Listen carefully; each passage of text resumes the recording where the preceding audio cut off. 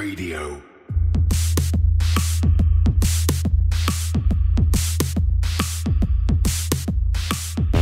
You're listening to Cryptocurrent, the only podcast that explores the bold projects, exciting opportunities, and the growing reach of blockchain and cryptocurrency.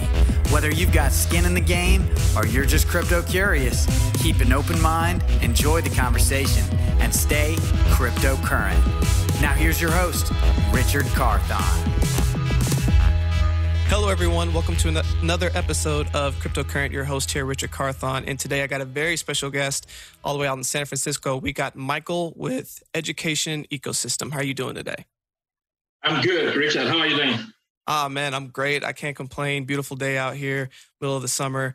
But I mean, I was looking into your platform and looking at all the ways that you're all about education. I'm all about education. Really excited to learn how you're leaving your imprint in the world right now. But before we dive into this conversation, give us a little bit of background about yourself. Sure. So my name is Michael. I am co-founder and CEO of Education Ecosystem, formerly known as Live EDU. I am a mix of an engineer and business guy. I worked in the past at Amazon, GE, and UniCredit. Before that, I co-founded an e-commerce company called Kyoda, which is very similar to Rakuten, right? I have experience working in the e-commerce space, venture capital, investment banking, corporate finance, and transportation. I also have experience working in Europe and Asia. I studied business administration and physics for my master's degree, and then I completed a PhD program in finance. Quite impressive. I mean, sounds like you've been on the grind and working on a whole lot of interesting projects. And I'm sure all of that background has especially helped you as you look to educate all the people in the various ways using your platform. So go ahead and give us a little bit of background on what was the very first introduction into the cryptocurrency and blockchain space for you? What year was it? How'd you hear about it? And tell us about that. Yeah, so it was actually an accident. So my girlfriend at the time, she wanted to go to a hackathon, right? I didn't really know what that hackathon was about, but I just went along, right? And it was a weekend blockchain hackathon in Berlin. I was living in Berlin at that time in 2010, right? And that hackathon was organized by an organization called Chaos Computer Club, right? So the Chaos Computer Club, they organize these crazy hackathons where they ask people to hack on different topics, like future topics, right? Like future technologies that are not yet established. And there were participants over there, and all the people built about 20 applications, right? And interestingly, some of the applications they built, right? Some of those products, they are nowadays exist as big companies, cryptocurrency brokerages, payment systems. And it's very interesting. So I got my, entry into the blockchain space by accident. I didn't really even know what blockchain at that time was. I got into it by accident. And one funny thing that I remember is at that hackathon, they ordered pizza, right, for the whole group. And they paid about 100 Bitcoins for the pizza order. Oh my God. So, if you take those Bitcoins, right, that will be worth thousands of dollars today, right?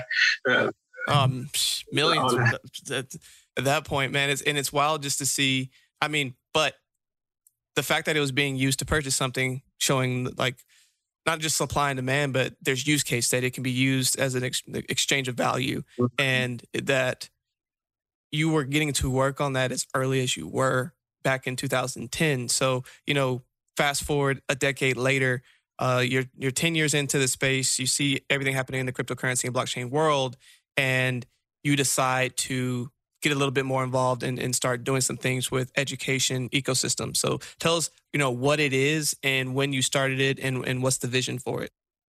Right. So Education Ecosystem is a decentralized peer-to-peer project-based learning platform, right?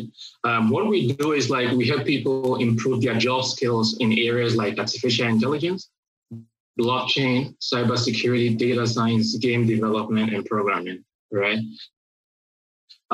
We are the world's biggest project-based learning platform, and we teach people how to build real products. There are other online education platforms like Udemy, Coursera that people know of, right? But those platforms, they are really focused on beginners, right? If people want to kind of like jump into artificial intelligence, or they want to jump into Python, they had programming in school, so they want to learn about programming, those platforms are great, right? We are more focused on people who are like intermediate level, who have at least 2 to 3 years experience, right? Who are interested in improving their current skills, their existing skills, and they want to take their skills to the next level, right? So we are actually targeting the 360 billion professional development market, right? And our users are geographically located in the US and Europe. And we have 2 main types of users, mainly professionals who are already working in the industry, right? And college students, right?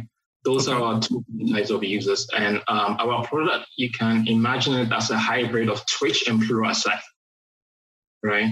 So that's like how you can describe our product. And I got this idea for the product when I was actually interested in building blockchain applications, and I didn't find any platform that teaches me how to build like, real products. All the platforms I found was like, hey, how to do the beginner stuff in this, how to do beginner stuff in Python, how to do beginner stuff in artificial intelligence. But there was no platform that taught me like real skills in building, products from A to Z that I can really launch. Right. And I think that is a very valuable, like, niche thing to be going after, because as you know, in the education piece, just like you said, with like things like Udemy and some other things, if you are a beginner and you're just fresh out and you're just trying to learn the basics of like, how do I even get involved with this? There are some various platforms that you can go on for that. However, when you start looking at blockchain, you start looking at like how to start building cryptocurrency protocols and everything else, there hasn't been a huge way for the developer world to like go and watch videos to do it. It's more of like, let me go work under somebody that's already working in the space, learn through just working with someone on a project, instead of just me on my own free time going and learning this skill. So I definitely see where this need was. Exactly. But that's basically where we come in, and that's actually the problem we are trying to solve. Right.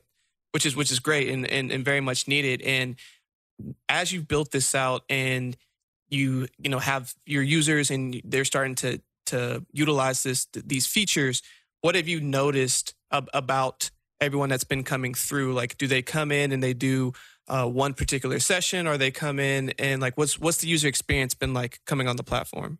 Right. So what we have experienced is that people don't land just with one project, right? They want like 4 to 5 projects to kind of feel comfortable, right? So the way our platform works is that people kind of like watch a project, right? There are like multiple videos, and there are also like code resources and material resources, which people can clone the whole project, right? And replicate the project themselves. And what we experience is that when people watch the video in the beginning, they think the project is pretty easy, right? I can just do it myself. I can build it. I understand what the person showed and taught me in each session. It seems pretty straightforward, right? But as soon as they try to replicate the project and build the product themselves from scratch, they realize that it's not that easy. Nothing works easily, right? And then they start to understand the different, components of the project, right? How they kind of tie with each other and how to kind of like run each model, right? How to run like each part of the code. Why, if you change a small part of the code, you don't pay attention, why everything changes. And so to help fix that, do you have like some staff on deck that will come in and then help them with that particular problem? Or what are the next steps if, let's say, they come in, they watch the video and now they're stuck? Yeah, so how that works is that the users can kind of like write the creators directly a message on the platform, right? But normally how they resolve the problem is they go over the project themselves again from scratch, and then they realize they didn't pay attention. Or the concept that we explained in the beginning, they thought it was easy, but it was not. Gotcha. Yeah, and that makes a lot of sense. And so right now, for everyone that's listening, if they want to come and like learn about various things and sharpen their skills, what kind of modules do you have that they could potentially come in and learn more about? Right. So right now, what is pretty hot are blockchain smart contracts, Ethereum blockchain smart contracts, right? So we have a lot of engineers who are excited about blockchain applications, right? And the entry point for most of them is like Ethereum, blockchain smart contracts. Because Ethereum is like the dominant, blockchain. Even though Bitcoin is like established, Ethereum, in terms of like smart contract development, Ethereum offers a lot of tools and applications, right? Using Zeppelin. And so Zeppelin is pretty popular right now for people who want to develop like smart contracts, right? And that's what we are seeing a huge demand for. Got it. So that makes a lot of sense. And so for everyone listening, especially if you're trying to get even deeper into your development skills and learn more about setting up smart contracts on blockchain, this is definitely something you should go check out. But kind of shifting gears a little bit for you, Michael, I know you've been in this space for over a decade now. I'm sure there's all kinds of crypto and blockchain projects that have caught your attention. What are some right now that you're currently looking at? That's a very good question. So I'm reviewing a lot of projects, but one that I'm really, really excited about is a project called ZK Sync, right? ZK Sync. Okay. And ZK Sync solves a critical issue that all blockchain projects have. Actually, that goes back to the first hackathon I went to, right? So when I went to that hackathon, I was not even thinking of Bitcoin as a store of value, right? I was a bit excited about it as a payment mechanism, right? To make payments without having cash, something that is like, alternative to cash, right? And that's what excites me about Bitcoin, and cryptocurrency in general, as like the payment mechanism. And that's actually what still excites me. And unfortunately, Ethereum and Bitcoin have not been able to solve it so far, right?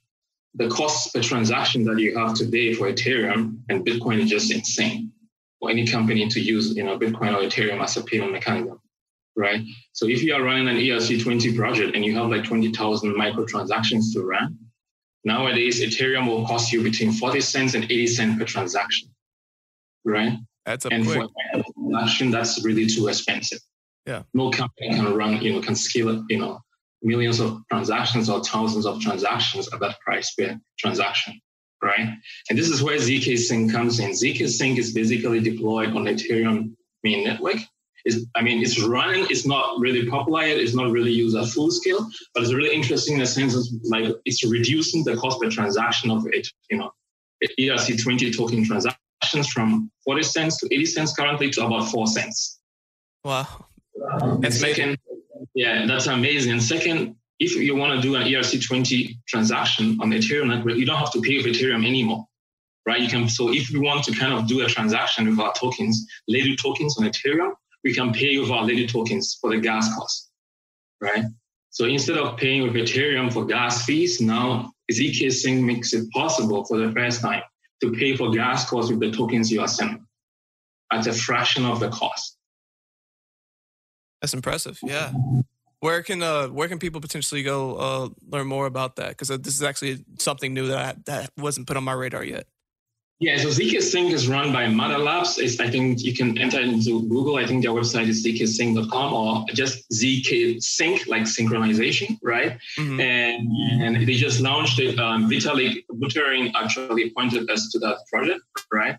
We're just communicating with him on Twitter, and he said like, hey, you guys should really look into ZK Sync. We saw it and it's really, really amazing, right? The project is like I said, it's like a nascent project, but it's working already. With some tokens, they are adding tokens as they go. It's fully functional, and it's a really great technology that will kind of reduce the cost per transactions for ERC20 projects. For sure. I mean, just everything you said makes so much sense and is making it more fiscally feasible, especially when you talk about scaling up with a business. When you talk about 20,000 transactions at 40 to 80 cents and you're going down to 4 cents, that's a lot easier to chew. So I definitely see where that is going to be very, very powerful. But 2020 has definitely been an extremely interesting year, to say the least, with everything going on in the world. What are some things in the cryptocurrency and blockchain horizon that you think a lot of people should be looking out for? Right. I think so far, what I think the blockchain space has failed at is all of us have been too much focused on the value of cryptocurrencies instead of blockchain applications, right? And that has carried into expectations that people have, that cryptocurrencies is the representation of blockchain, right? And as soon as the prices of cryptocurrencies are dumped like 60, 50%, or some of them more, some people lost interest in cryptocurrencies, right? In blockchain space.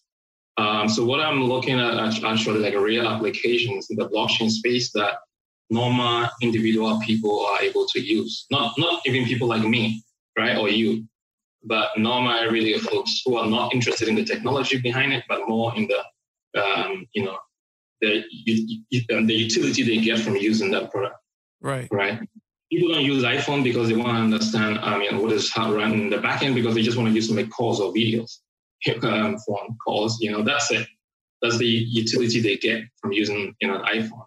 Right. And that's like where we need to get to, that we are able to kind of link blockchain applications to normal users. And they use it from the utility standpoint, not thinking even about the value of the cryptocurrencies or the technology behind it.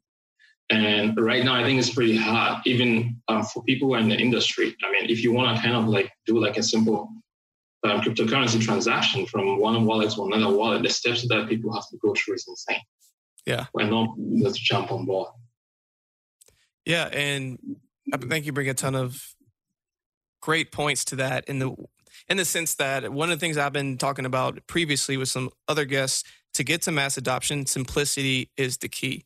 And right now, it is very challenging in a lot of ways to just come into the cryptocurrency world, blockchain world, and just use a thing. The big transition from people that started using Androids to iPhones is that the simplicity in an iPhone, you didn't have to think, you could just do. Anybody could pick it up and just start using it. Exactly. And that's what the crypto and blockchain world's moving towards, but it takes time to build to that point.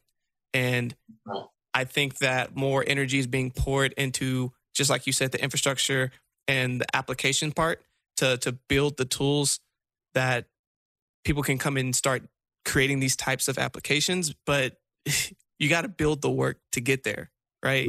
Those companies today aren't going to be as valuable as some other companies. But at the end of the day, when you look at the dot-com bubble, right? A lot of the companies that survived, they're huge now. And it's because they tried to build infrastructure to last.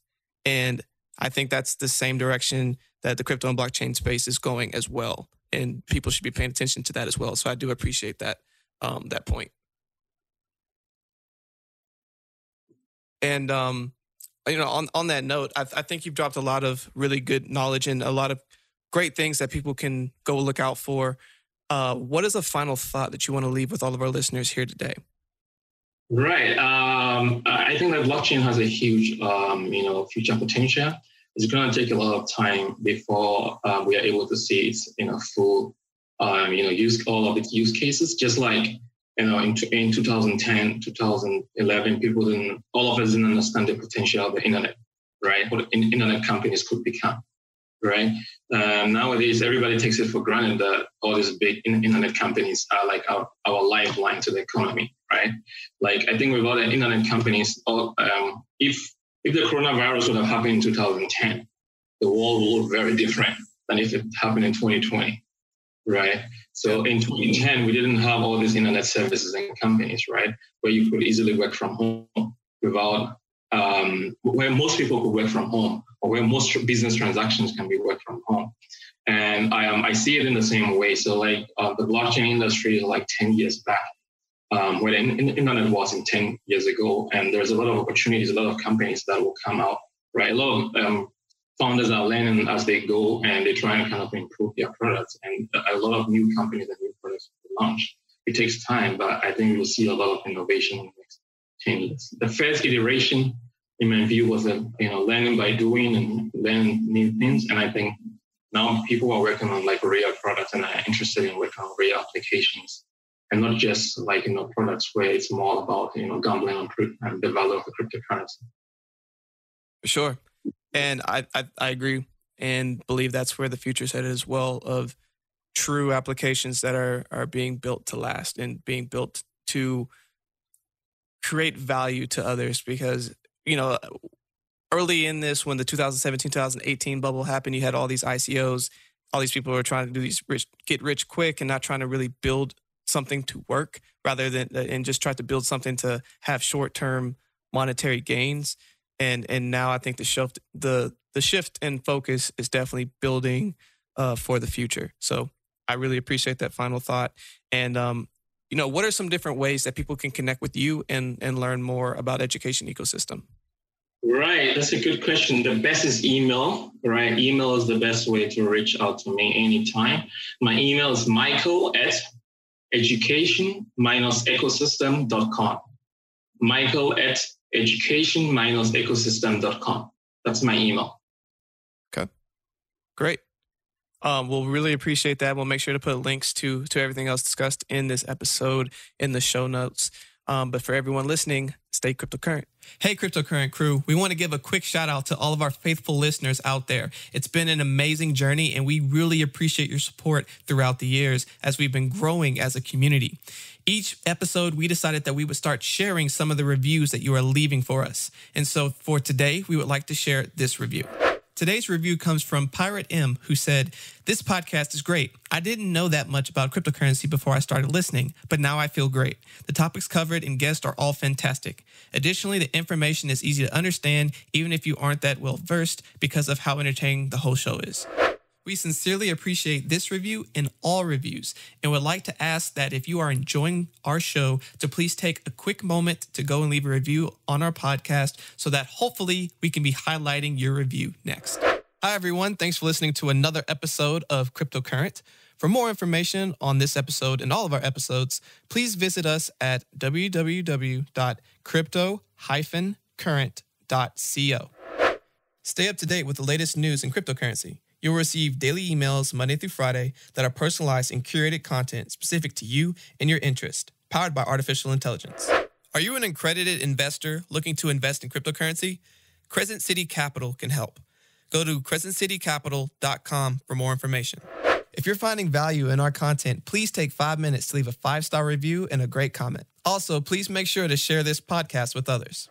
Hello, everyone. I hope you're enjoying the quality of this podcast. I can only thank my amazing producer, Andrew DeRitter, with DeRitter Productions, who has put this together. If you have any podcast, visual, or video needs, please go to DeRitterProductions.com. That's DERITTER Productions.com.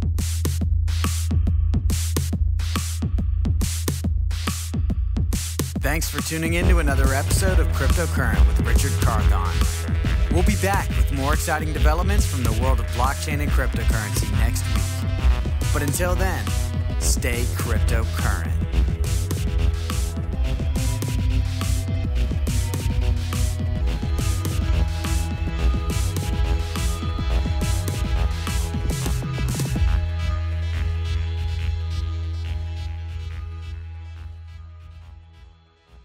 Please use available exits now.